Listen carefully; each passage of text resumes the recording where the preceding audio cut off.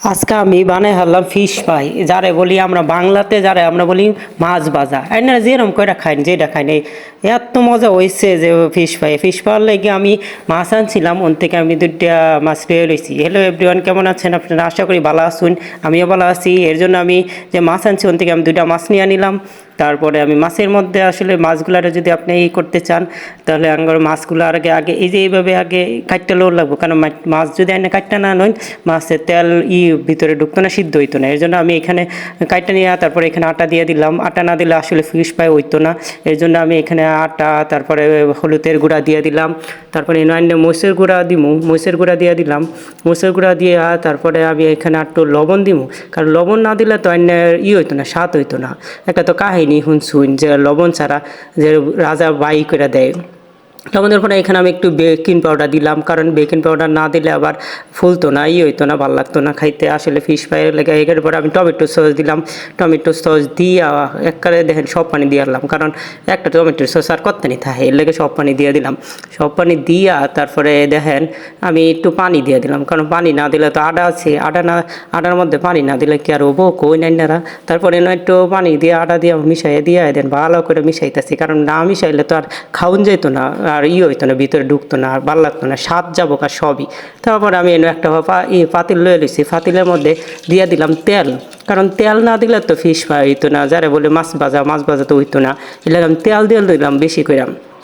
বেশি করে তেল দিয়া ভালো করে আমি মাহাই লইলাম আবারও, কারণ ভালো করে না মাহাই লইলে আবার হইতো না, স্বাদ হইতো না। এর লেগে আমি আবার দেখেন আমার আতো বাজ্যা রয়েছে, আমি কইতেছি এত এই যে আডা যে আসলে এই আতো বাজ্যা থাকে। তারপরে এন থেকে আমি লইলাম, লইয়াটা এটা ভালো করে দেখেন সুন্দর করে মাখাই লইলাম। রান্নার ঘর দেখাইতেছি, দেখুন এই যে দেখেন মাহানি হয়ে গেছে। আমি তেল যে গরম হয়েছে গরমের মধ্যে তেলের মধ্যে দিয়া দিলাম, আর দিয়া ভালো করে আরেকটা একটু উপরে যেইটা আসিল ওইটা উপরে দিয়ে দিলাম, কারণ না দিলে তো বুঝিনি কিরম। এই যে আরেকটা আসিল আরেকটা দিয়ে দিলাম, আর মানুষ দুইটা বাচ্চা এটাই বেশি এনে দেওয়ার পরে দেখেন বাসার পরে দেখেন হয়ে যেতে কালারটা অন্যরকম হয়ে গেছে। না এটা তো ফিশ ফ্রাইয়ের কালার, ফিশ ফ্রাইয়ের কালার তো আইসে দেখেন। বাড়ির বই যে এত সহজে সুন্দর করে এরকম ফিশ ফ্রাই খাওয়ান যায়, মানে খাইছুন কোনো দিন? আসলে খাইলে অবশ্যই কমেন্টে জানাবেন আমার মতো করে খাইছুন নাকি, যদি খাইয়া থাকুন তাহলে আসলে জানাবেন। তারপরে দেখেন এনেও ভাজা একদম ভাজায় দেখেন কালারটা একদম চেঞ্জ হয়ে গেছে, যারা বলে আসলে এত সুন্দর কালার। এই দেখেন আমি দেখাইতেছি রান্না করে ভালো করে দেখুন।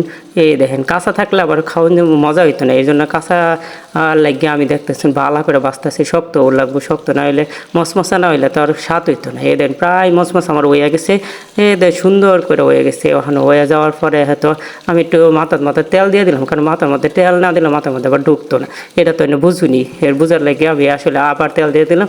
তারপরে এনে কইরা দেখেন মশমশা পারে হয়ে গেছে, প্রায় মশমশা হয়ে যায়। দেখেন এই যে দেখেন নামাই আর নামামো কই নামামো, আমি তো লইছি না বাড়ি লইলাম, বাড়ি লই আবার এই যে নামাই লইলাম, দৌড়ে নামাই লইলাম। দেখতে এরকম সুন্দর হইছে, এনারা খাইলে বুঝতাই না, আমি তো হালকা খাইছি, এনারা এলাকা বুঝতাই না। এই জন্য আমি দেখেন লইছি, আমার বাকি যে ডিয়াস করে তুলে লইলাম। আর এনে কবেন যে তেল টুক দিয়ে আমি কী করবো, আসলে এই তেল দিয়ে কী করবো পরে এনার দেখাম। এদিন কত সুন্দর হয়েছে। হ্যাঁ, বাড়িতে ট্রাই করে খাবেন আর আমার কথা মনে করবেন। দেখুন কত সুন্দর হয়েছে, একদম ফিশ ফ্রাই এরকম বাজার থেকে কিনা করতে নিজে করে খাওয়া ভালো না। এর লগে আমি দেখুন ফিশ ফ্রাইয়ের লগে আমি আমার কিছু নাই, আমি কী করবো হয় দেখেন শসা নাই কাঁচা নাই, এর লগে আমি লইছিল মরিচ আর পেঁয়াজই লইছি। এই যে দেখুন আমি খাইতেছি আর একটা কাঁচামরিচ লইছি, কাঁচামরিচ না লইলে সেই স্বাদ বাড়ে, এর লেগে আমি কাঁচামরিচ লইছি। আর দেখুন টাস করে কত সুন্দর করে খাইতেছি, খাইয়া মানে দেখে আস্তে করে খাইলে হবো। এর লেগে দেখেন আমি আস্তে করে ভদ্রভাবে খাইতেছিলাম, পরে কই ভদ্রভাবে খাইয়া কী হবো, একটু বেশি করে খাই আমানটা লইয়া এরকম করে খাইলাম যে এত স্বাদ হয়েছে, এত স্বাদ আপনারা খাইতে পারুন, এত স্বাদ যে আসলে কল্পনা বাইরে। আমি খাইলাম, আপনারা বাইরে খাবেন, সুন্দর করে খাবেন, মজা করে খাবেন, আরও অনেক সুন্দর করে খাবেন। আজকের মতো এই ফোন তো, সবাই ভালো থাকবেন, সুস্থ, আল্লাহ হাফেজ।